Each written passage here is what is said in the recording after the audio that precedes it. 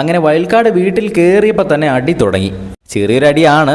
നെവിനും ലക്ഷ്മിയും തമ്മിൽ സംസാരിച്ചുകൊണ്ടിരിക്കുകയാണ്.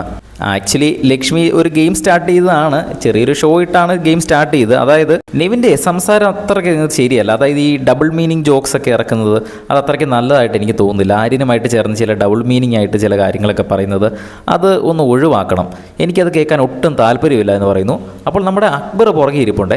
അക്ബർ പുറകെ ഇരുന്ന് പറയുന്നുണ്ട്, അത് കേൾക്കാൻ താല്പര്യമില്ലെങ്കിൽ നിങ്ങളങ്ങ് മാറി നടന്നാൽ പോരെ. അപ്പം നെവിൻ പറയുന്നുണ്ട്, അത് ശരിയാണല്ലോ, എന്നാൽ പിന്നെ അങ്ങനെ ചെയ്യ് എന്ന് പറയുന്നു. അപ്പോൾ ലക്ഷ്മി ചെറുതായിട്ടൊന്ന് ചമ്മുന്നുണ്ട്. എന്നിട്ട് പറയുന്നു, ഞാനേ നെവിൻ്റെ അടുത്താണ് സംസാരിച്ചതെന്ന് പറയുന്നു. അപ്പോൾ അക്ബർ പറയുന്നുണ്ട്, എന്നാൽ ഞാൻ നെവിൻ്റെ അടുത്താണ് സംസാരിച്ചതെന്ന് പറയുന്നു.